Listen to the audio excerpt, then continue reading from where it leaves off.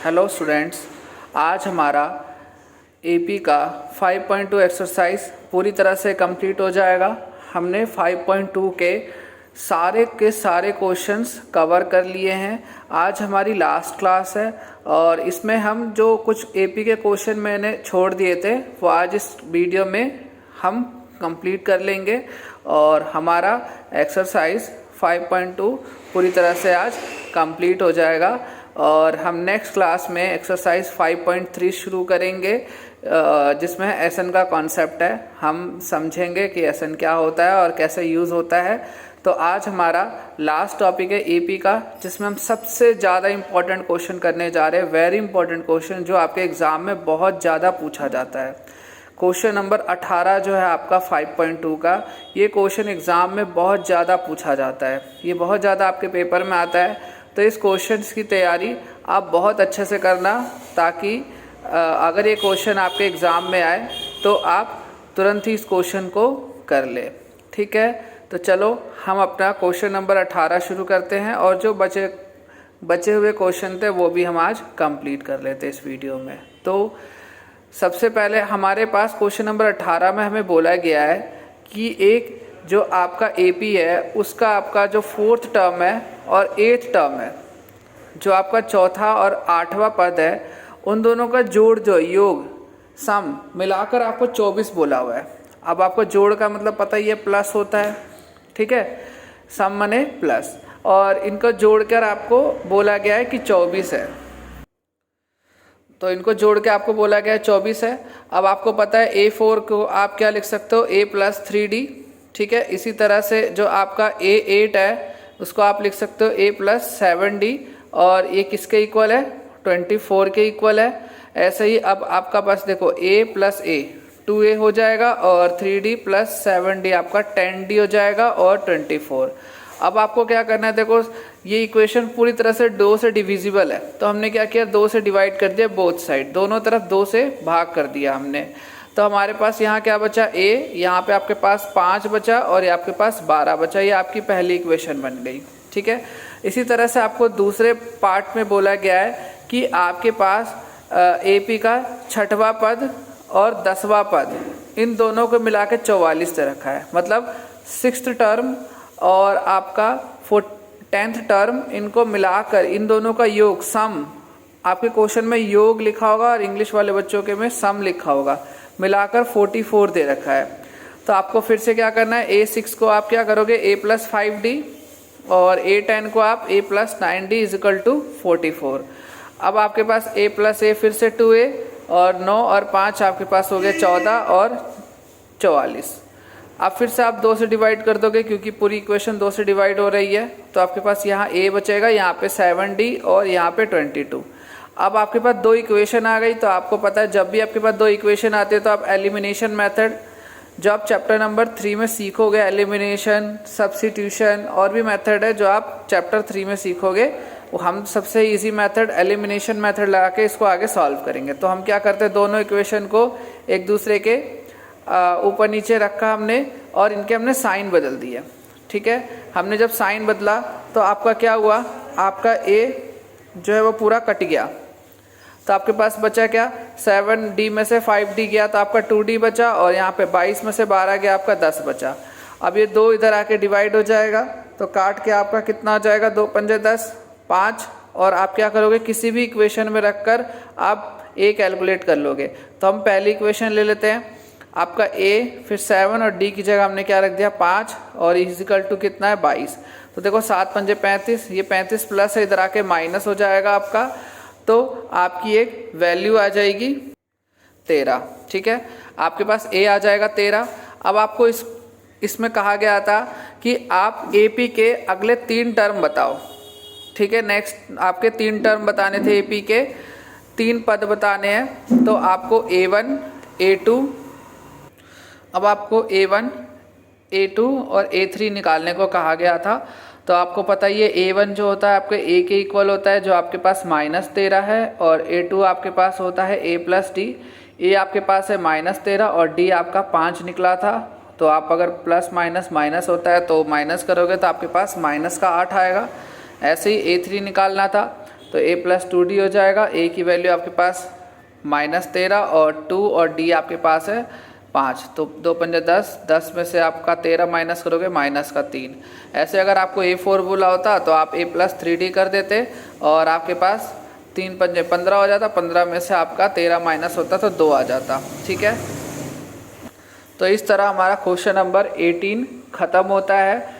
बहुत ही important question था, इसको 1-2 बार ज़रूर प्रैक्टिस करना, अच्छे से समझ लेना। हो सकता है इस क्वेश्चन के डिजिट बदल कर आपको एग्ज़ाम में आए, पर ये क्वेश्चन एग्ज़ाम में आता ही आता है, बहुत इंपॉर्टेंट है 5.2 का। ऐसे ही हमारे क्वेश्चन नंबर 17 रह गया था, वो भी हम कर लेते हैं। तो क्वेश्चन नंबर 17 हमारा एक रह गया था, वो भी हम कर लेते हैं।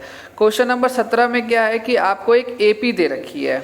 ठीक है, एक एपी आपको दे रखी है। ठीक है, 3, 8 इस तरह से आपको एक एपी दे रखी है और उसमें लास्ट टर्म भी आपको दे रखा है 253 an आपको गिवन है और आपको बोल रहा है फिर से लास्ट टर्म से 20th टर्म आपको निकालना है। ठीक है, तो पहले तो जो आपकी एपी है उसे सिंपली आप सॉल्व कर लो। जो आपके पास एपी है जिसमें आपके पास ए पता ही है आपको, डी पता ही है आपको और an पता है, तो उसे सॉल्व करके पहले n निकाल लो। तो n निकालोगे कैसे, आप an का मेथड लगा दो। an is equal to a plus n minus 1 into d. an आपके पास है 253, a आपके पास 3 है, n माइनस 1 और d आपके पास 5 है।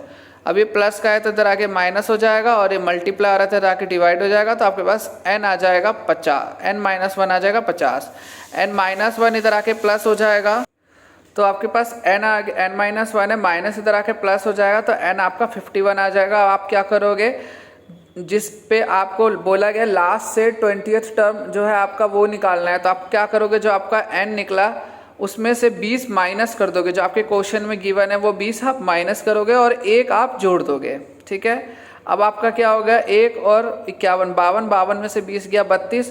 अब आपको a32 कैलकुलेट करना है। तो a32 क्या होता है, a प्लस 31d। अब a आपके पास 3 है और d आपके पास कितना है, 5 है। तो आप क्या कर सकते हो, ईजिली आप a32 निकालोगे और वही आपका आंसर होगा। तो आपने a32 कैलकुलेट किया। a32 कैलकुलेट करने के लिए a प्लस 31 और आपके पास a3 है 31 और आपका 31 और 5, तो ये आपका 155 मल्टीप्लाई कर दोगे तो 155 प्लस 3 तो 158 आपका आंसर आ जाएगा। ठीक है, इसी तरह से आपकी बुक में भी एक एग्जाम्पल है, इसी तरह का है सेम। ठीक है, तो आप उस एग्जाम्पल को कर सकते हो और आप अपना आंसर को चेक कर सकते हो कि आप सही कर रहे हो या गलत कर रहे हो, आपका आंसर सही आ रहा है गलत आ रहा है। ठीक है, अब हम एक लास्ट क्वेश्चन हमारा जो बचा है 5.2 का वो हम कर लेते हैं, तो हमारा 5.2 पूरी तरह से ख़त्म हो जाएगा। हमने इसके एक एक क्वेश्चंस कर लिए हैं। ठीक है, और इसी तरह हमारा लास्ट क्वेश्चन नंबर 12। हाँ तो स्टूडेंट्स, अब हमारा लास्ट क्वेश्चन है क्वेश्चन नंबर 12 5.2 का, जिसमें आपको एपी दी हुई है। ठीक है, आपको बोला जा रहा है कि जो दो एपी है उन दोनों के बीच का डिफरेंस आपका 100 है, 100 टर्म्स का। ठीक है, तो आपको पूछ रहा है कि 1000 टर्म्स का डिफरेंस क्या होगा। ठीक है, तो ये क्वेश्चन आपको निकालना है एपी में। तो बड़ा ही इजी है क्वेश्चन। इसमें आपको क्या बोला है कि जो कॉमन डिफरेंस है दोनों में इक्वल है, बट जो आपका फर्स्ट टर्म है वो दोनों में इक्वल नहीं है। तो कैसे करेंगे हम इसको, हम मान लेंगे माना पहला पद जो है आपका फर्स्ट टर्म जो है वो आपका ए है और सार्वंतर जो कॉमन डिफरेंस है वो आपका डी है। इसी तरीके से आपका सेकंड एपी में आपके पास पहला पद जो है ए है और जो आपका कॉमन डिफरेंस है वो डी है, और इसमें पहला पद इसको स्मॉल ए आपको लेना है। ठीक है, अब आपको क्या करना है, जो देखो पहली एपी का 100वां पद माइनस दूसरी एपी का 100वां पद, ये आपको 100, ये आपको क्वेश्चन ने गिवन दे रखा है। ठीक है, यही बोला है क्वेश्चन ने आपको। इंग्लिश वाले लिखेंगे 100 टर्म ऑफ फर्स्ट एपी और 100 terms of second AP is equal to 100। तो आप देखो 100 का करोगे तो क्या करोगे, मतलब ए आपके पास 100 है तो a plus 99d minus a plus 99d is equal to 100। अब आप जब ब्रैकेट ओपन करते हो तो ये दोनों माइनस में हो जाएगा, जिस कारण से आपका क्या होगा, जिस कारण से आपका डी से डी कैंसिल हो जाएगा। तो आपके पास a minus a is equal to 100, ये आपकी इक्वेशन फर्स्ट। ऐसे ही आपको 1000 का निकालने को बोल रहा है, तो आप ऐसे ही करोगे सिंपली। आप लोगों को पहली पद का 1000वां पद माइनस दूसरी पद का 1000वां पद, ठीक है। अब आप इसको लिखोगे a plus 999d minus a plus 999d। अब इनके फिर से साइन चेंज हो जाएंगे, तो देखो ये प्लस में माइनस में आपका कैंसिल हो गया, तो आपके पास a माइनस a है। तो आप फ्रॉम इक्वेशन फर्स्ट में कितना है 100, तो इसमें भी 100 हो जाएगा आपका। आप आगे लिख दोगे फ्रॉम इक्वेशन 1 या समीकरण 1 के द्वारा, ठीक है। तो इस तरह हमारा क्वेश्चन नंबर 12 भी कंप्लीट होता है। मे बी मैं मान के चल रहा हूँ कि आपको 5.2 अच्छे से समझ आया होगा, और हम नेक्स्ट क्लास में हम अपना चैप्टर एक्सरसाइज 5.3 शुरू करेंगे। एसन का मेथड है, बहुत ही इंपॉर्टेंट मेथड है, उससे क्वेश्चन हर बार ही आता है, ठीक है। तो उस मेथड को सीखेंगे। और लास्ट आज बस इतना ही करते हैं। बाकी चैनल को लाइक सब्सक्राइब और शेयर कर देना, ठीक है, ताकि मुझे एक मोटिवेशन मिले और मैं और ज़्यादा से ज़्यादा चैप्टर्स आपके लिए बनाकर अपलोड कर सकूं। ओके फ्रेंड्स, आज बस इतना ही, बाय।